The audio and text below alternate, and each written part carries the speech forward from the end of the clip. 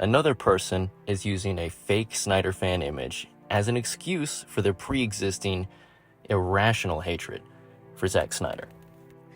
Moonlight Warrior is an account online who has been shilling for the DCEU basically from day one. Now he's saying that this image of Superman defacing a grave of James Gunn, made in AI, is reason that he's happy that the DCEU is done and over.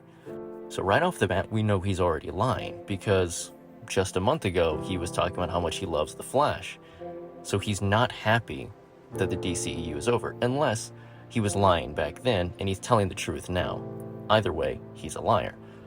What doesn't help the case is that he's clearly trying to imply Snyder fans. So let's look at the image itself. It looks a lot like the old image of Superman decapitating James Gunn, or of Wonder Woman decapitating several DCEU producers after Zack left. Except that both of those images were proven to be made by someone who is both against Zack Snyder and deeply homophobic. That person did all of this based on the unused image from Batman vs. Superman featuring Wonder Woman holding the severed heads of her enemies, something that people said Wonder Woman would never do, even though she's done it in the comics plenty. Go look at what she did to Medusa in, like, every continuity. So, an idea based in the hatred for an unused image spawned art that was meant by someone who hates Zack Snyder to turn the internet further against Zack Snyder fans. For what purpose, you may ask? To validate their hatred, to further the idea that there's a difference between a fandom and a cult, when in reality, the term cult for the Snyder fandom was applied first by a YouTube channel called Jody's Corner, who has deep affiliation with geeks and gamers. Jody's Corner famously called Ray Fisher Gay Fisher as an insult, and he and geeks and gamers turned against Zack Snyder around the launch of Zack Snyder's Justice League. During the COVID days, there was a large anti-Asian sentiment, and geeks and gamers in Jody's Corner had been pushing the same narrative, racism. And Zack Snyder, aside from not being a racist, his adopted daughter Autumn, for which the movie is dedicated to, was Asian. So he said that, hey, I know that they've sort of used a lot of the same branding for the charity stuff and for the Snyder things, but I'm not affiliated with them, and I don't want people to think that I am. Ever since then, they have been on an anti-Snyder slam. So, the label of cult was started by racists and homophobes to slander someone who called them out for being bigots. So right off the bat, you should know this is wrong. If we're using the I think a fandom has some bad eggs or someone did a bad thing, therefore everyone in that group is bad and they don't deserve anything, Star Wars fans sent death threats to tons of actors and actresses. Marvel fans beat each other up for movie tickets and sent death threats to the girl who played Tony Stark's daughter in Endgame. Sony fans sent bomb threats to the CEO of Sony's plane mid-flight over the change of Peter Parker's face model in the Insomniac games between console generations. So, by that logic, no one deserves anything. Every major franchise should be cancelled. But that's not what we're doing. We're applying it to the DCEU with a lie. You see, Romeo Tomas, who I'm going to call Tommy Boy, he's a very fake person.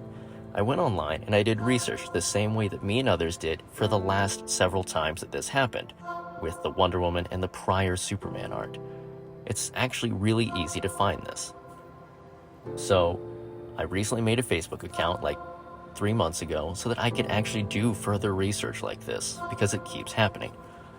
The research I found was that, yeah, this guy does seem to have posted nice things about the DCEU. So if we're saying DCEU fan, then this may technically apply to Tommy Boy. And the issue gets further worsened. Sure, Tommy Boy has recently started doing some anti-gun posts, but go back like a week, and he's nothing but praise for James Gunn. Stoked for the writer's room, stoked for what's coming. He isn't a real person. Look at his profile picture, an AI-generated image, just like the AI he used to generate this image. And he has like a side-eye, WTF face, because in his mind, he's like, hey, let's roll, let's fight, let's argue about how horrible you are. But he also watermarked the image that he himself generated. He made this. A Snyder fan didn't. He did. Obviously, it would be easy for me to say this guy's clearly a gun fan. Gun fans are at fault. Reverse the narrative. But the truth is, I don't think this dude has any affiliation with anyone except for content generation. Look at his followers. Look at what he posts. He's against Marvel one day, for Marvel the next. For Star Wars and against. He keeps moving back and forth. He's working both sides. Why? Because that's how you generate content interaction. He's a hashtag fiend. He's a social media obsessive. And he's probably several dudes in Asia running a server farm, looking nothing like the dude that you see in the image there. So, Moonlight Warrior claims this is a DCEU fan. Questionable. Claims they're anti-gun. Definitely not. They may pretend to be sometimes, but they're just as much for him when that's the popular narrative. The same way that Moonlight pretends to be anti-Snyder, but then goes to the Rebel Moon premiere for fans and gets autographs from Zack and Debbie. So is he a Snyder fan? Is he a cultist? Or is he not? It's almost like he's a spineless little bitch who just says whatever suits his purposes in the moment. Like saying he's glad the DCEU is over after praising it for 8 years. Saying, I'm glad that Zack Snyder's happy at Netflix, I liked Army of the Dead, I liked Rebel Moon, and then 5 seconds later he hates Rebel Moon. It's the worst thing ever, all Snyder fans are basically fascists.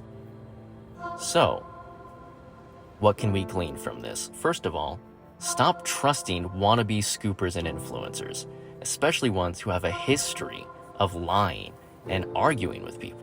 You shouldn't trust AI art. You shouldn't trust screenshots from other social media platforms, and when you do see that show up on your feed, you should do the research yourself. It's the same thing we've learned from the news since at least 2015, 2016. You cannot trust what's in front of you to be true or accurate. Everyone has a bias, an agenda, or a narrative. I don't think Tommy Boy is a diehard gun fan. I don't think he's a diehard any type of fan. I think he's probably a conference room of like 6 to 12 dudes who are just constantly churning out content to get ad revenue and make money off of different social media platforms. So no, I'm not going to use it as a straw man to hang an entire group of people in a fandom up and say that they're responsible for these crimes, that they're responsible for this behavior, because at worst it would be one person. And I refuse to use one to blame the many.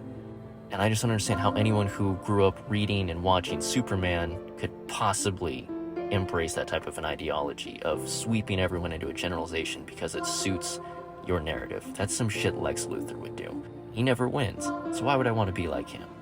It doesn't make any sense. So, to recap, this is the third major prolific use of generated art made by someone who clearly is not a Snyder fan, used by people who hate Zack Snyder to try and slander his fan base. Moonlight, he pretends like he likes Rebel Moon and Zack Snyder 1 minute, and then blames all of everything that ever happened to DC on Zack Snyder. Says he loved the DCEU, then hates the DCEU the next time he needs to do a big, grouping, scathing reply on something. Don't trust influencers that aren't honest with you. Don't trust Facebook for anything. It is like the least trustworthy platform. You should trust Reddit more than that, and you shouldn't trust Reddit in general. You can like James Gunn and Zack Snyder and Donner and Lester. You can like all of them. You can like all those iterations of Superman. You can like Smallville and the Justice League Unlimited. You can like more than one iteration. Oftentimes, the way that we perceive characters isn't exactly the way any director or creator does, meaning that we can enjoy the different facets that we love from multiple sources, because they cumulatively give us the thing that we love about that character. So, don't fall for clickbait, don't fall for clickbait hate, and don't let anyone use one example of someone being bad to convince you to hate everyone who also watched the same movie or isn't excited about the same new movie. That's a sweeping generalization. It's a straw man argument. It's something only a dumbass would do, who doesn't have a real, genuine criticism or honest reason for the way that they act. Frankly, you shouldn't give anyone like that your attention anyway. So, I hope this has been informative. Keep your eyes peeled. Be smarter than this. And as an aside, I would just like to say that as toxic as some places get, generally, people who agree and disagree with me in the reply section here on my YouTube channel, you've all been doing a pretty good job of being rational and disagreeing and agreeing in ways that are not toxic. There's always an outlier now and then, but I just want you to know that I see you, and I appreciate you, and that your good deeds are not going unseen. Thank you for watching. Stay safe out there. Happy 4th of July for those that celebrate.